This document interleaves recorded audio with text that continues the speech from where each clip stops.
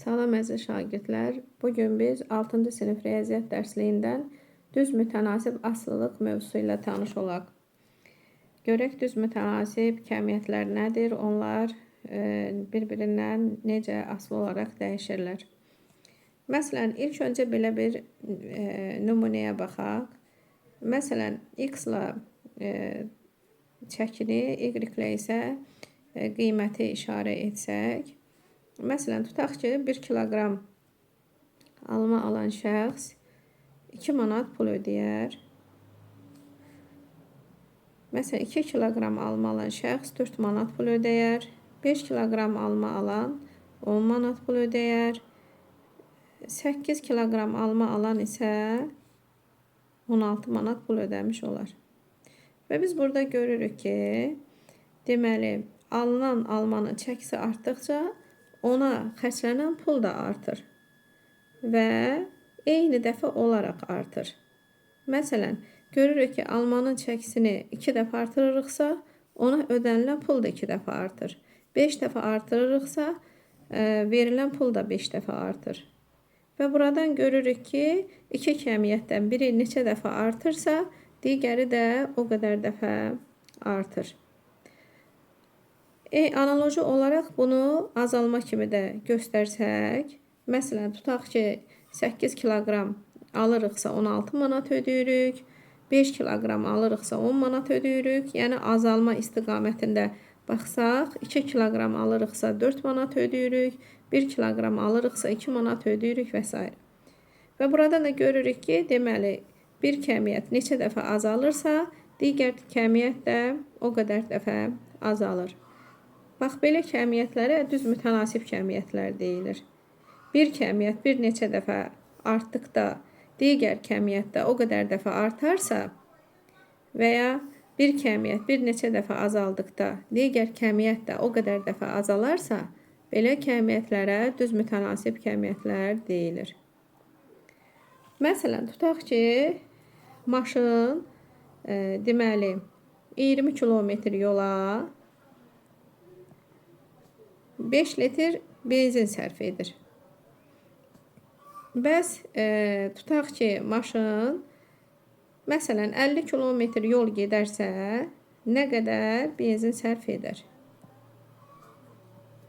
50 kilometr yola bilmirik nə qədər benzin sərf edər. Bunu x-la işarə edək. Və burada biz bilirik ki, maşın az yol getsə az benzin sərf edər, çox yol getsə çox benzin sərf edər. Deməli, bu kəmiyyətlər də nədir? Düz mütənasib kəmiyyətlərdir. Yəni, biri artan zaman digəri də artır və eyni qədər dəfə artır. Deməli, biz bunu tənasüb kimi yazsaq, 20-nin 50-yə nisbəti bərabərdir 5-in x-a nisbəti. Və buradan tənliyi həll etsək və burada sıfırlara ixtisar eləsək, yəni hər tərəfə 10-a bölsək, alırıq 2x bərabər 25. X bərabərdir 12,5 litr benzin işlədər. Məsələn, başqa bir nümunə göstərək. Tutaq ki, alıcı 5 kiloqram üzümə 15 manat pul vermişdir. Alıcı 8 kiloqram üzüm alsa, nə qədər pul verər? Bunu da x-la işarə edək. Buradan da görürük ki, bu düz mütənasib kəmiyyətlərdir. Üzümün çəkisi artdıqca ona xərclənən pul da artar. Deməli, burada qısa yolla, yəni tənasüb qurmamışdan belə yazdıqdan sonra bunları çarpaz şəkildə vurmaqla da məsələni həll etmək olar. Deməli, 5x-a vursaq 5x, 8-i 15-ə vuraq, o da 120 edər. Deməli, bu zaman x bərabərdir 120 bölünsün 5, x bərabərdir 24 manat. Deməli, 8 kiloqram üzüm alan adam 24 manat pul ödəməlidir. Deməli, düz mütənasibə aid olan məsələləri də Bu şəkildə asanlıqla həll etmək olar. Baxaq bir nömrəli məsələyə. Alıcı bir neçə popkorn qutusuna 6 manat ödədi. Popkorn qutularının sayı 2 dəfə, 3 dəfə çox, deməli 2 dəfə az, 3 dəfə az olarsa, hər bənd üçün suallara cavab verin. Alıcı deməli nə qədər ödəyər, ödənilən məbləğ qutuların sayı ilə düz mütənasibdirmi? İndi baxaq A variantına. Deməli, alıcı bir popkorn qutusuna 6 manat pul ödəyir. Bir qutu 6 manatdır. Əgər 2 dəfə çox, burada qutuların sayıdır, yəqin ki, popkorn qutularının sayı 2 dəfə çox olarsa, yəni bir qutudursa 2 dəfə çox olsa 2 qutu olar. 2 qutu deməli alsa nə qədər pul ödəyər? X manat olsun. Və biz buradan nə cür yazarıq bunu? 1 vurulsun. Aydın məsələdir ki, bu düz mütənasibdir də. Qutuların sayı artdıqca çəkilən xərc də artar. Və buradan 1'i vururuq x-a, elə edir 1x. 2'ni vururuq 6'ya. X bərabər olur 12'yə. Deməli, bir qutu 6 manatdırsa, qutuların sayı 2 dəfə çoxalsa, ona çəkilən deməli, xərc də 2 dəfə artmış olar. Yəni, 2 qutu alarsa popcorn, deməli 16 manat ödəmiş olar. Baxaq digər məsələyə. B variantına baxaq. Deməli 3 dəfə çox alarsa, yenə burada bir qutu 6 manatdırsa, bir qutu 6 manatdırsa, 3 dəfə çox qutu alsa 3 qutu edər. 3 qutu olsun, deməli x manat. Yenə də biz bunu tənasüb üsulu ilə həll etsək, 1'i x-a vursaq 1x, 3'ü 6'ya vursaq 18 olar. Deməli 18 manat pul ödəməlidir. C variantına baxaq. 2 dəfə az. 2 dəfə az alarsa, deməli, məsələn, bir qutu neçə manatdır? 6 manatdır. Bu 2 dəfə az alarsa, aydındır ki, yarım qutu edər də bu. 1'i 2'yə bölsək nə eləyər? 2'də 1. 2'də 1 qutu, yəni qutunun yarısını. Olsun x manat. Və biz buradan yenə də düz mütənasibliyi tətbiq etsək,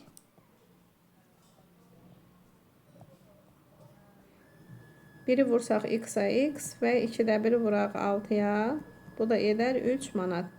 Yəni bir qutu 6 manatdırsa, qutunun yarısı qədər popcorn alsa 3 manat pul ödəmiş olar.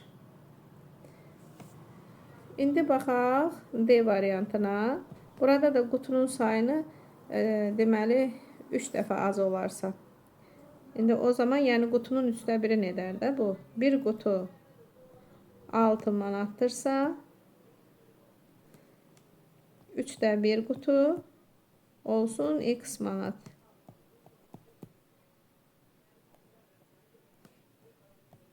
Yenə tənasüb üsulundan həll etsək, burada x bərabər olar 6 vurulsun 3'də 1'ə.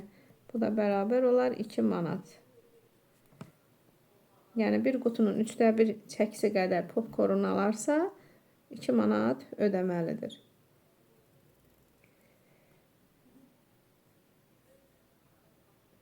İndi burada birinci sual o idi ki, alıcı nə qədər ödəyər? Biz də hər variant üçün alıcının nə qədər pul ödədiyini tapdıq.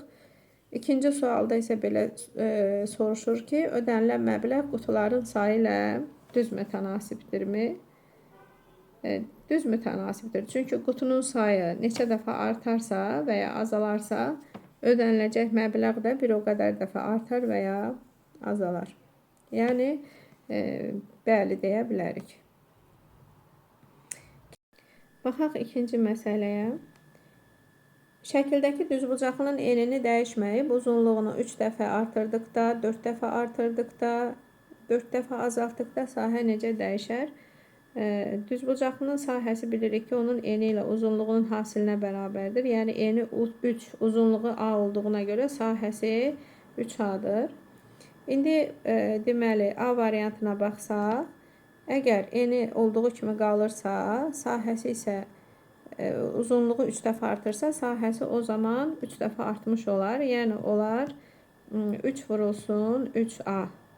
Yəni bu da olar deməli 9A. Görürük ki, əvvəlki sahə 3A idi, indi oldu 9A. Yəni uzunluğu 3 dəfə artarsa, sahə də 3 dəfə artar. İndi baxaq B variantına. Deməli uzunluğu 4 dəfə artırsaq, bu zaman deməli 3 vurulsun 4A olar. O da olar 12A. Və buradan görürük ki, deməli uzunluğu 4 dəfə artırsa, sahə də 4 dəfə artmış olar. C-yə baxaq. 4 dəfə azaldıqda. 4 dəfə azaldıqda nə olar? Sahə deməli əvvəlcə 3A idi. İndi uzunluğunu 4 dəfə azaldırıqsa olur A bölü 4. A bölü 4-ü də 3-ə vursaq olur deməli 4-də 3A. Yəni sahə 4 dəfə azalar. Yəni buradan görürük ki, tərəflərdən birini dəyişməyib, digərini neçə dəfə artırsaq, sahə də o qədər dəfə artar. Neçə dəfə azaltsaq, sahə də o qədər dəfə azalar.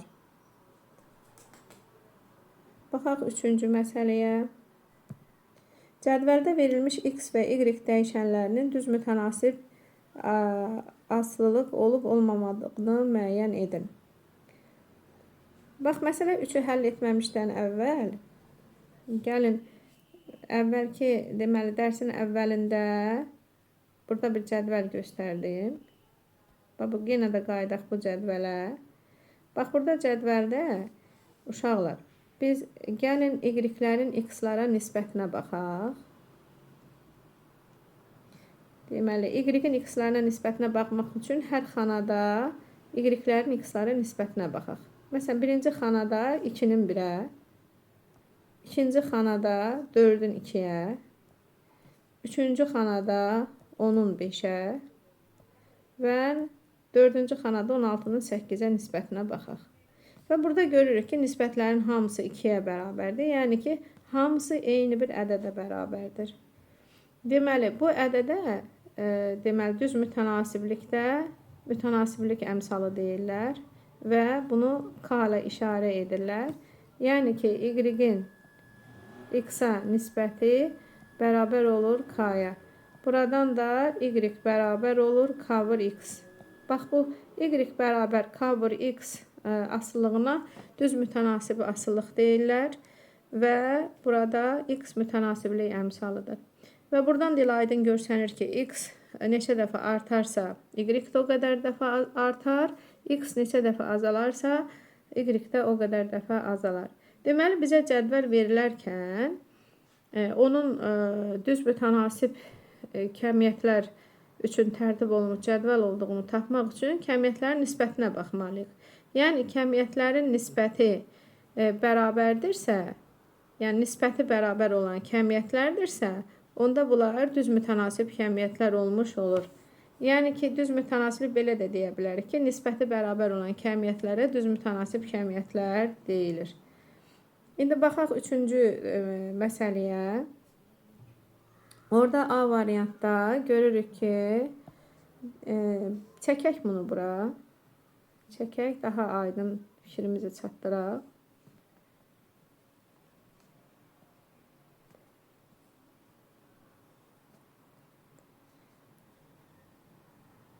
Xanalara ayıraq. Bura x deyək, bura y. 2x2 olanda y6, 3 olanda 9, 4 olduqda 12, və 5 olduqda 15. İndi burada y-lərin x-lara nisbətinə baxsaq, 6-nın 2-yə nisbəti 3 edər, 9-un 3-ə nisbəti 3 edər, 12-nin 4-ə nisbəti 3 edər və 15-in 5-ə nisbəti 3 edər. Yəni, bütün nisbətlər hamısı bir-birinə bərabərdir. Deməli, mütənasib kəmiyyətlərin nisbətlərinin eyni bir ədədə bərabər olması şərti burada ödəndiyinə görə, deməli, A variantındakı cədvəl doğrudan da düz mütənasib kəmiyyətlər üçün tərtib olunmuş cədvəldir. Yəni ki, A-da x və y kəmiyyətləri düz mütənasib kəmiyyətlərdir. Baxırıq B-yə. B-yə baxsaq, day cədvəli çəkmirəm, sol tərəfdə görürsünüz. 8-in 2-yə nisbəti 4, 9-un 3-ə nisbəti 3. Day buna artıq baxmaq lazım deyil, çünki nisbət pozuldu, yəni bərabərlik ödənmir. Deməli, B variantı düz mütənasib asıllıq deyil.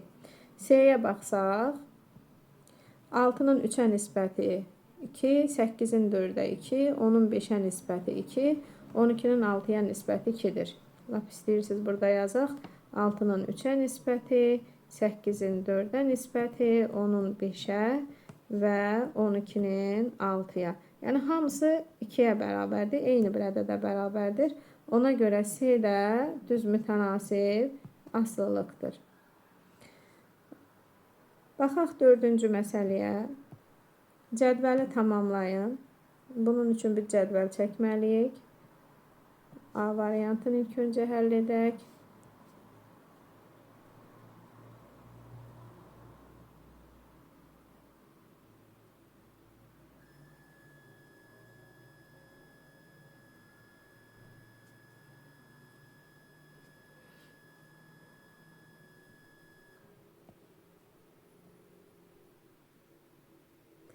Deməli, birinci sətirdən malın sayı x ilə işarə olunub. Məbləğ y ilə işarə olunub. Yəni, manatladır. Deməli, bura 1, 8, 3, 13 olduqda 12, burada 4 olsun. İndi biz burada mütənasiblik əmsalını tapaq. Çünki biz bilirik ki, düz mütənasib asıllıq bu şəkildə olmalıdır. Biz indi buradan K-nı tapmaq üçün görürük ki, cədvəldə 2 xanada uyğun ədədlər verilmişdir. Yəni, x 3 olduqda y 12-dir. Ona görə K-nı tapaq. 12-ni bölürük 3-ə, K olur 4. Deməli, düz mütənasib asıllıq nə şəkildədir? 4 vur x şəklindədir. Yəni, x-ları 4-ə vurub y-ləri 4-ə bölüb x-ları tapmaq olar. İndi, deməli, malın bir ədədi üçün nə qədər pul ödənilməlidir? 4 manat. Bu zaman, deməli, neçə ədəd mal üçün 8 manat ödənilməlidir? 2 mal üçün. Neçə ədəd, deməli, 4 ədəd mal üçün neçə manat pul ödənilməlidir? 4-ü 4-ə vururuq, 16 manat. Bax, bu şəkildə, deməli, mütənasib əmsalını taparaq cədvəli tamamlamaq olar. Baxaq B variantına.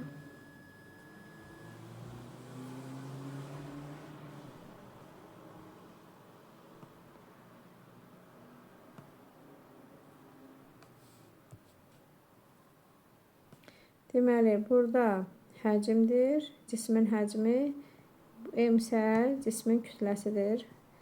Bura 1 yazılıb, 2 olduqda 5 onda 8 və 4 olduqda tapılması lazımdır M-in və 4 olduqda.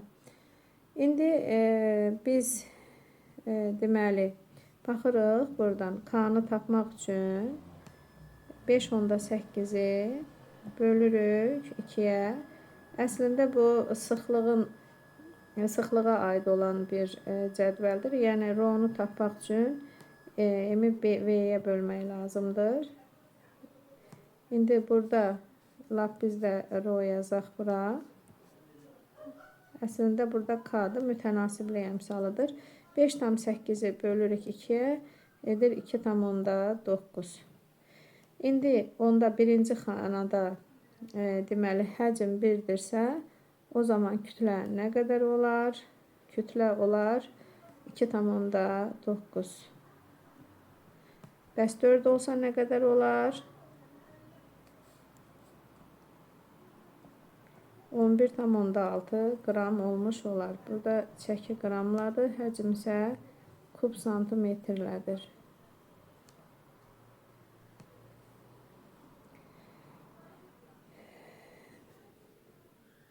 Baxaq 5-ci məsələyə. Tənasüb qrup həll etməklə suallara cavab verin. A variantına baxaq. 2 kub santimetr dəmirin kütləsi 15,6 qramdır. Yazırıq 2 kub santimetr 15,6 qram uyğundur. 5 kub santimetr dəmirin kütləsi nə qədər olar? O da olsun x qram. Və bu görürük ki, düz mütənasiblikdir. Və buradan çarpaz şəkildə vursaq, 2 vuraq x bərabərdir. 5 vurulsun 15,6. Buradan da x bərabərdir. 5 vurulsun 15,6-nı bölürük 2-yə. 15,6-nı 2-yə bölsək 7,8. Bu da bərabər olar 39-a. Deməli 39 qram. Baxaq digər məsələyə. B variantına. Daha doğrusu digər varianta baxaq. 6 vedrə süddən 6 vedrə süddən alınır 2 kiloqram kərə yağı. 2 kiloqram yazaq. 4 kiloqram kərə yağı almaq üçün nə qədər süd götürmək lazımdır? Tutaq ki, x vedrə.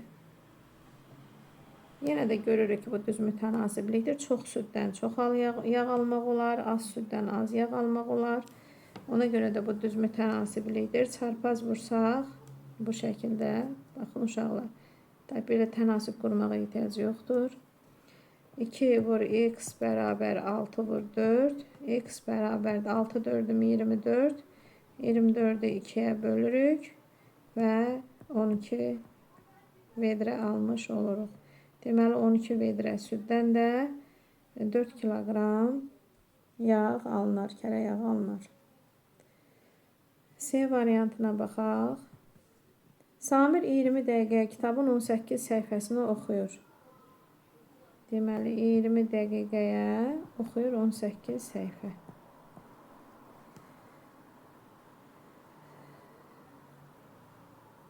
Bəs o eyni sürətlə 126 səhifəli kitabı nə qədər vaxtda oxuyar? Səhifənin altından yazaq ki, mütənasiblik doğru alınsın.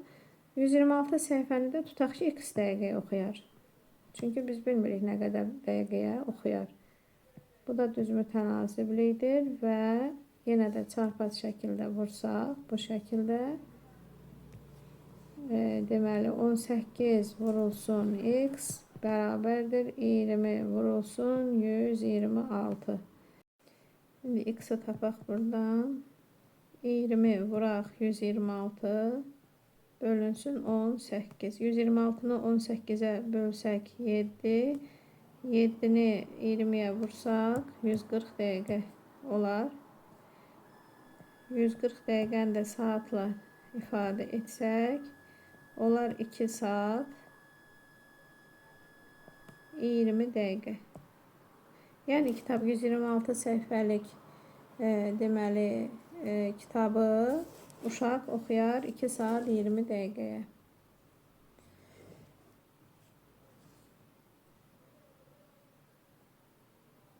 Deməli baxaq 6-cı məsələyə.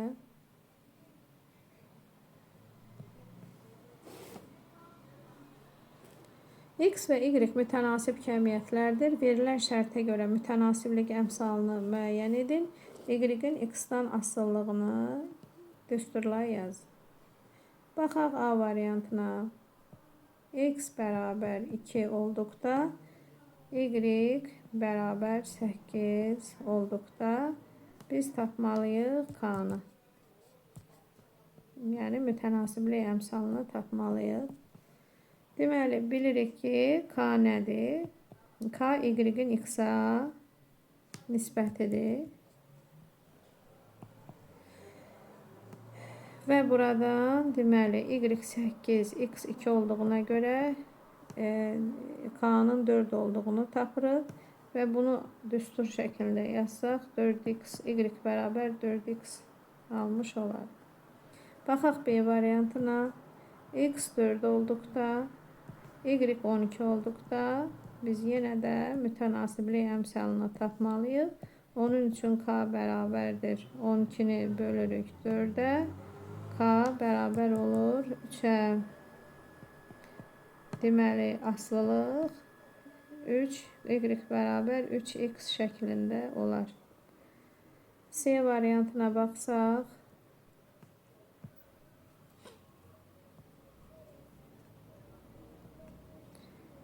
X bərabər 6, Y bərabər 3 olduqda K-nı tapaq. Yenə də K bərabərdir Y-in X-a nisbəti, yəni 3-ün 6-ya nisbəti. O da bərabərdir 2-də 1. Deməli, asıllığı, yəni Y-in X-dan asıllığını belə yazarıq. Y bərabərdir 2-də 1 X.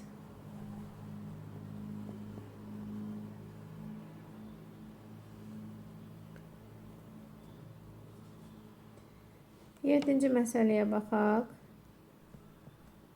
Sahəsi 18 kvadrat metr olan otağın döşəməsini rəngləmək üçün 3,6 kiloqram boya işləndi.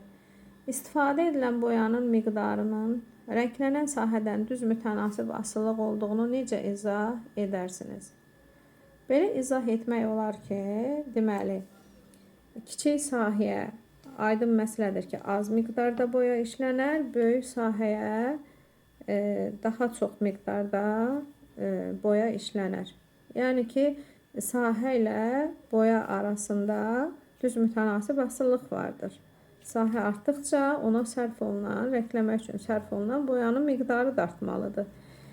Əks təqdirdə azaltdıqda isə boyanın miqdarı da az sərf olunmalıdır. Məsələn, bunu bir misalla belə izah edək. 18 kvadrat metr sahəyə, A bəndi yazıq bura, nə qədər boya işləndi? 3,6 kiloqram boya işləndi. Məsələn, sahəni 2 dəfə artıraq. Ya məsələn, 2 dəfə azaldaq. Azaldaqla. 2 dəfə azaltsaq 9 kvadrat metr. Bəs 9 kvadrat metr sahəni rəngləmək üçün nə qədər boya lazımdır? X kiloqram. Və görürük ki, bu da aydın məsələdir ki, düz mütənasiblikdir də. Düz mütənasiblik olduğuna görə çarpaz şəkildə vursaq, deməli 18 vurulsun X bərabərdir 9 vurulsun 3,6.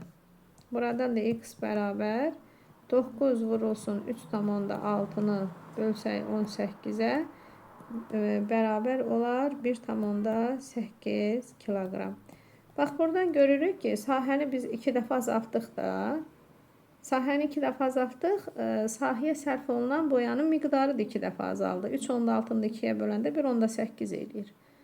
Yəni 1,8 kiloqram boya eləyir. Deməli, doğrudan da sahə ilə, yəni rənglənən sahə ilə ona sərf olunan boyanın miqdarı düz mütənasibdir. Baxaq B variantına. Mütənasiblik əmsalını tapın və mənasını izah edin. Mütənasiblik əmsalını tapmaq üçün aydın məsələdir ki, biz Y-X-a bölməliyik. Burada Y-in rolun 3,6, X-in də rolun 18 deməli oynayır deyək də. Və buradan deməli 0,2 0,2 olar. Baxaq şeyə.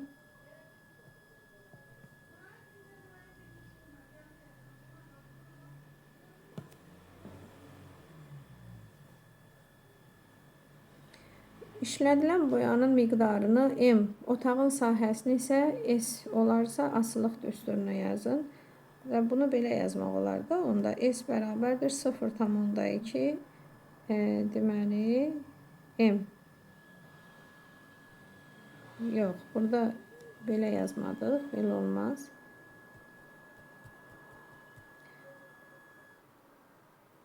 Bizdə otağın boyanın miqdarının otağın sahəsindən asılılığını soruşur.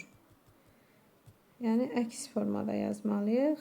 M bərabərdir 0,2 vurulsun S. Və yəni otağın sahəsi məsələn 18-dirsə, 18,2-yə vursaq edər 3,6. Məsələn, otağın sahəsi 10-dursa, nə qədər boya işlədilər? 0,2-ni 10-a vururuq, 2 kiloqram. 9 olsa otağın sahəsi 0,2-yə vursaq 1,8 kiloqram boya və s. Yəni belə nümunələr də göstərmək olar. D'yə baxaq. S 15, 20, 28 olduqda M'in uyğun qiymətini düstura əsasən tapın. Məsələn, S 15 olsa M olar 0,2 vurulsun 15. Bu da bərabərdir deməli 3 kiloqram boya.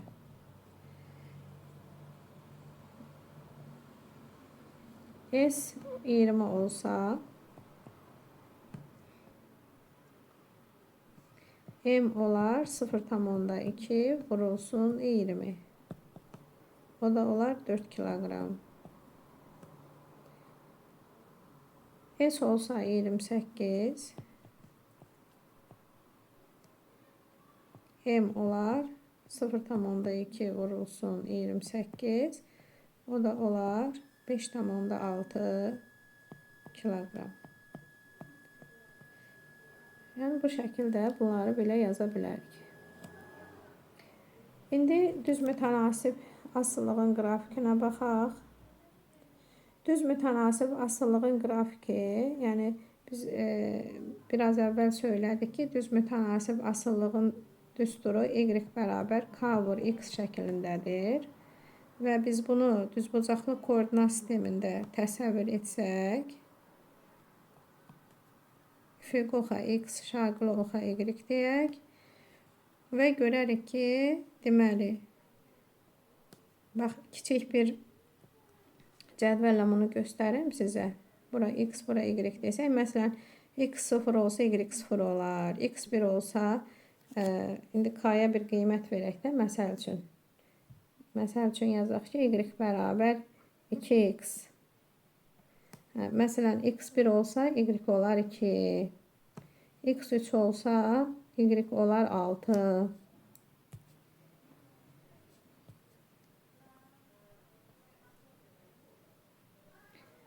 Məsələn, x4 olsa, y olar 8 və s. Yəni, bu şəkildə görür ki, x-lar artdıqca onlara uyğun olan y-lər də artır.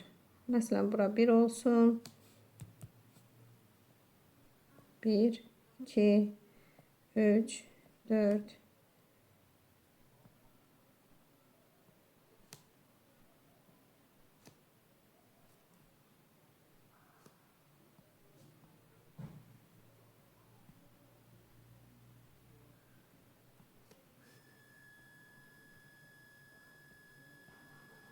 Məsələn, 0-da 0-dır, 1-də 2-dir, 2-də 4-dür, 3-də 6-dır. Bax, belə uyğun nöqtələri koordinat sistemində qeyd edirik və bunları birləşdiririk.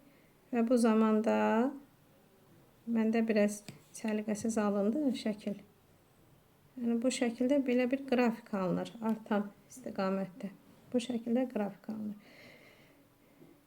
Deməli, düz mütənasib asıllığın qrafiki düz xətdir, koordinat başlanğıcından keçir və x-in böyük qiymətinə y-in böyük qiyməti, kiçik qiymətinə isə y-in kiçik qiyməti uyğun olur. İndi baxaq məsələlərə. 8-ə baxaq. Düz mütənasib asıllığın qrafikinə əsasən mütənasiblik əmsalını tapın, düsturunu yazın. A variantına baxaq. Deməli biz orada görürük ki, orada qrafikin üzərində nöqtə götürülüb və koordinatı mən çəkməyim şəkli sol tərəfdə kitabda var şəkil. Yəni qrafik təsvir olunub. Düz xəttin, yəni qrafikin üzərində bir nöqtə götürüb və koordinatları 1, 4-dür. Yəni bu nə deməkdir? X 1 olduqda Y 4-dür. Bu zaman biz K-nı necə tapırıq? 4-ü 1-ə bölməklə və K olur 4. Deməli buradan da alırıq ki, düz mütənasib asılıq Y bərabər 4x şəklindədir. B-yə baxaq. Çünki bizdə şərtdən deməli qrafika əsasən K-nı tapıb asıllığı yazmağı soruşur. Biz də K-nı, yəni mütənasiblik əmsalını da tapdıq, düsturu da yazdıq. B-yə baxsaq, B-də düz xətt 2, 2 nöqtəsindən keçir. Deməli K bərabər olar 2 bölünsün 2. Çünki X də 2-dir, Y də 2-dir və K-nın 1 olduğunu alarıq. Buradan da düz mütənasib asılıq elə Y bərabər X şəklində olar. C-yə baxaq. Düz xətt 2, 3 nöqtəsindən keçir. Y bərabər, K bərabərdir.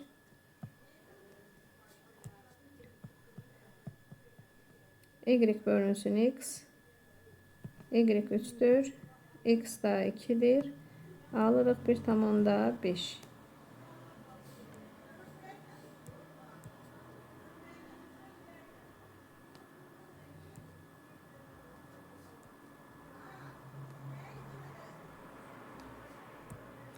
Deməli, düz mütənasib asılıq Y bərabərdir 1,5 X şəklindədir.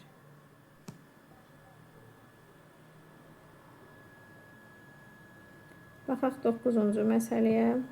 Y dəyişəni X dəyişəndən düz mütənasib asılıdır. Mütənasiblik əmsalını tapın, düsturu yazın, cədvəli tamamlayın və qrafiki qurun. Yəni, hər variant üçün bu işləri görmək lazımdır. Birinci cədvəl çəkək. Çünki tamamlama aparmalıyıq cədvəl üzərində.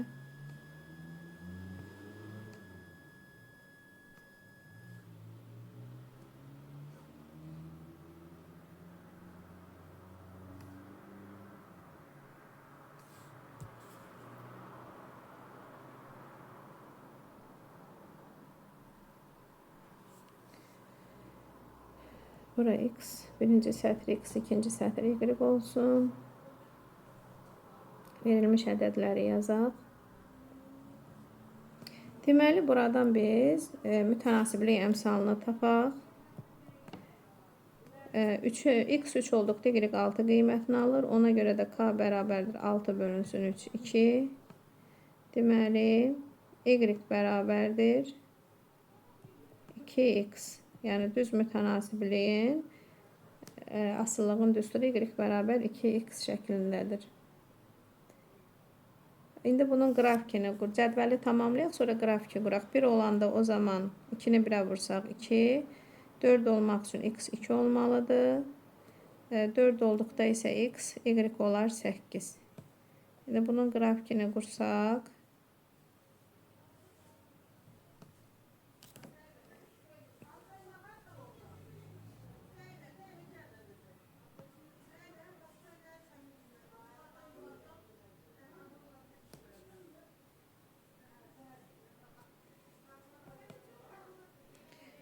Koordinatları qeyd edək.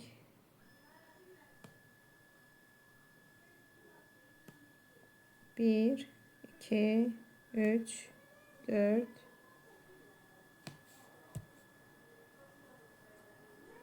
Bu da olsun 5.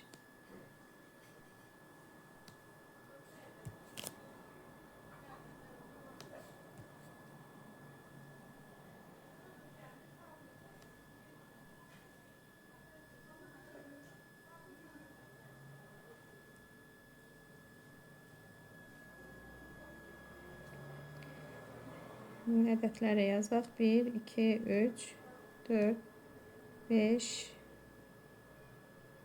6, 7, 8.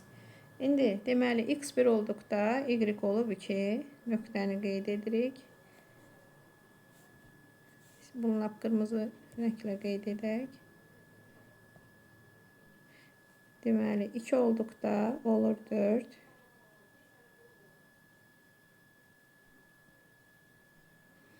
3 olduqda 6.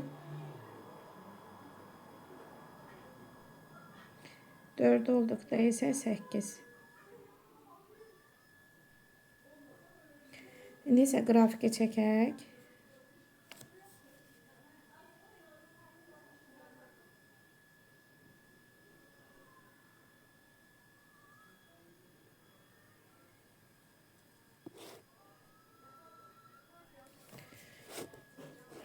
Deməli, bu da A variantının həm cədvəlini yazdıq, həm də qrafikini qurduq.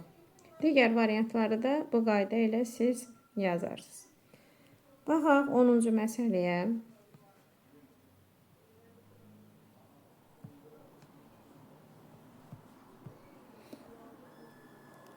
Düz mütənasib asılılığın qrafiki verilmiş nöqtədən keçir. Uyğun düsturu yazın, cədvəl tərtib edin, qrafiki qurun.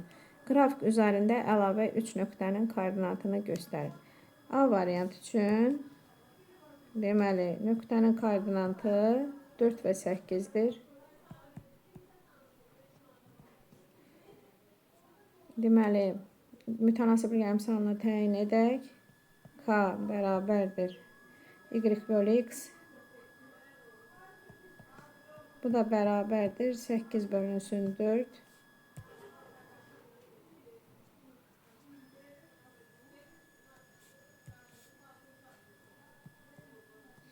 Deməli, asılıq y bərabər 2x şəklindədir. İndi cədvəl quraq.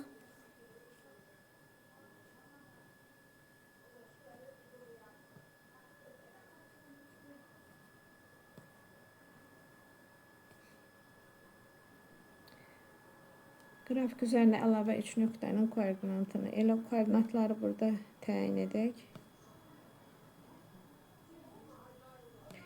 Bura x olsun, bura y.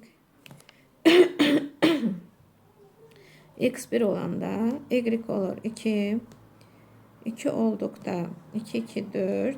3 olduqda 3, 2, 6. 4 olduqda 4, 2, 8. 5 olduqda isə 10 olar. İndi isə qrafiki quraq.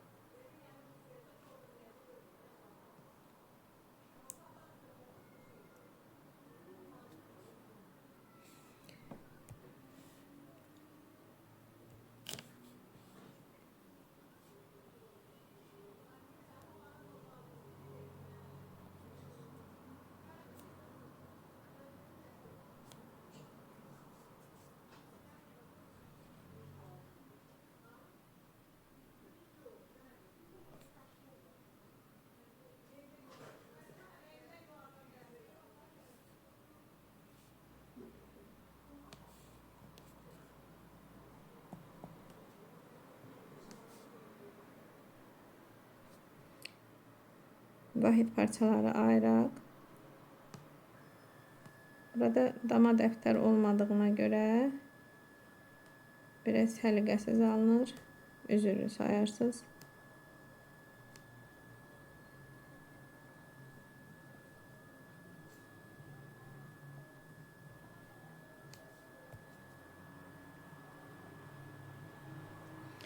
Deməli, x1 olduqda nöqtələrdə qeyd elədik. Bunları da ədədlərlə göstərək.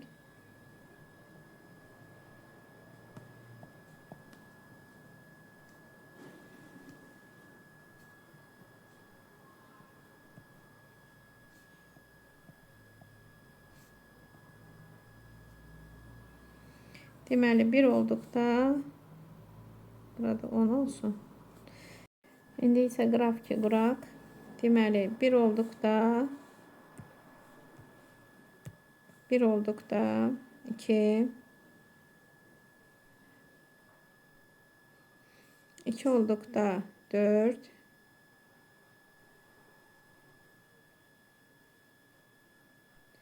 3 olduqda 6, 4 olduqda 8, 5 olduqda 10. Bu nöqtələri indi ardıcıl birləşdirsək.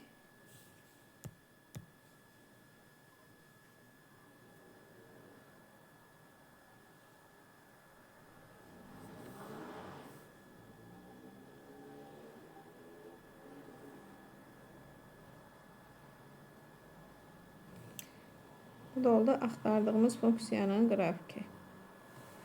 Yəni y bərabərdir 2x funksiyasının qrafiki. Digər variantlarda uşaqlar bu şəkildə siz özünüz yaza bilərsiniz. İlk əvvəl k-nı təyin edərsiniz, sonra düsturu yazıb cədvəli tərtib edib qrafiki çəkmək olar. Bu oldu 10 nömrəli. Baxaq 11 nömrəli məsələyə. Düz mütənasib asılılığın qrafiki M2-8 nöqtəsindən keçir. Verilmiş nöqtələr bu qrafik üzərində yerləşirsə, boş xanalara uyğun koordinatları tapın. Deməli, M nöqtəsinin koordinatları 2 və 8-dir. Düz mütənasiblin qrafiki bu nöqtədən keçdiyinə görə biz k-nı tapaq. K-nı tapmaq üçün y-i x-a bölürük. Yəni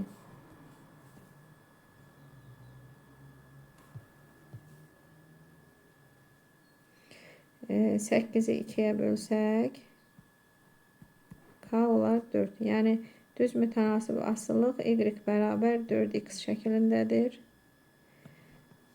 İndi B variantını, B nöqtəsinin koordinatını təyin etmək üçün əgər x 1-dirsə, 1-i 4-ə vursaq, y olar 4.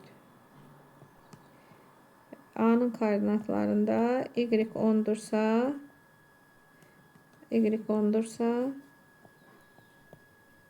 deməli 10-u 4-ə bölsək 2 onda 5. Yəni x 2 onda 5-dir ki, 4-ə vuranda 10 olsun. D-nin koordinatı x 3-dürsə, 3-ü 4-ə vursaq y 12. Y-nin koordinatında y 16-dırsa, y olur 4. Çünki 4-ü 4-ə vuranda 16 edər. Baxaq digər məsələyə. 12-yə baxaq. Nasos qoşulduqdan sonra boş çənə yığılan suyun həcmi y zamandan, deməli, yəni x-dan düz mütənasib asılıdır. Verilmiş qrafikə əsasən çənə yığılan suyun həcminin zamandan asıllıq düsturunu yazın. Deməli, üfüqi xəttdə biz zamanı, şaquli xəttdə isə suyun həcmini görürük. Deməli, qrafik üzərində qeyd olunmuş nöqtələrin koordinatları nəyi göstərir, izah edin. Biz ilk öncə asıllığı yazaq. Asıllığı yazmaq üçün düz xətt üzərində götürülmüş nöqtədən birini götürək. Məsələn, 2 ilə 30 nöqtəsini, 2-30 koordinatları 2-30 olan nöqtəni götürək. Buradan k-nı təyin edək. K-nı təyin etmək üçün y-i x-a bölməliyik. Yəni 30-u bölürük 2-yə. K olur 15. Yəni düz mütənasib asıllıq y bərabər 15x şəklindədir. Deməli, biz həcmin zamandan asıllıq düsturunu yazdıq.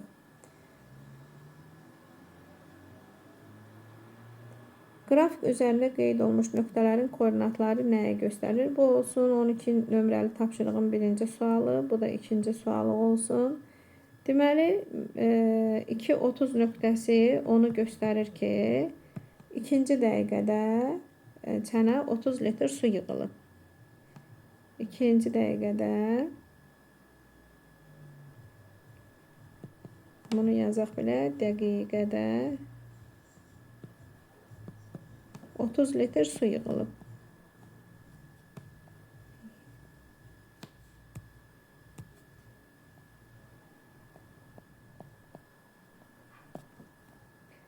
E, 6.90 isə onu ifadə edir ki, 6 dəqiqədə 30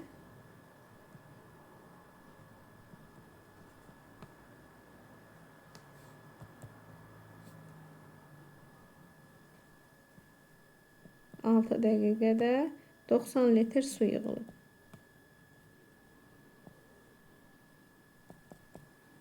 Yəni ki, düz xətt üzərində göstərilən nöqtələr yəni bu fikri bildirir. Baxaq 13 nömrəli məsələyə. Şəkildə işçinin aldığı əmək haqqının iş saatlarının sayından asılılığı verilmişdir. X iş saatlarının sayını, Y isə əmək haqqını ifadə edir manatla. İndi baxaq, deməli, bizdən soruşur ki, bu birinci sualda düz mütənasib asılılığın qrafikidirmi? Deməli, buradan görürük ki, koordinat başlanğıcından keçdiyinə görə düz xətt və şərtləri ödədiyinə görə, düz mütənasib asılılığın şərtlərini ödədiyinə görə, yəni düz mütənasib asılılıqdır. Onu nədən bilirik? Düz xətt üzərində lap orada 2 nöqtə götürülüb də, 2 ilə 20 götürülüb. Bir də 5 ilə 10 götürülüb. 5 ilə 50 götürülüb. Şimdi buradan 20'ni 2'ye bölsək və 50'ni də 5'ə bölsək, hər ikisində 10 alırıq. Deməli, doğrudan da bu düz mütənasib asılılıqdır. Yəni, birinci sualın cavabı bəli, düz mütənasib asılılıqdır. İkinci suala baxaq. Yəni, belə yazarsınız, bəli, düz mütənasib. Düz mütənasibdir.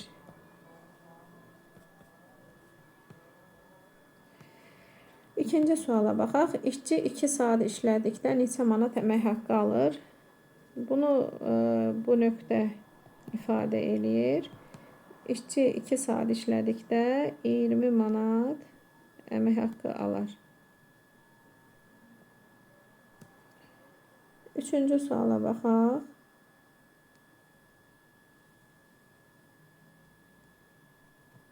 O 50 manat qazanmaq üçün neçə saat işləməlidir? Bunu da düz xətt üzərində olan 5-50 deməli nöqtəsi göstərir. 50 manat qazanmaq üçün 5 saat işləməlidir. Dördüncüyə baxsaq, mütənasiblik əmsalı neçədir? Mütənasiblik əmsalını biraz əvvəl tapdıq. 10'dur.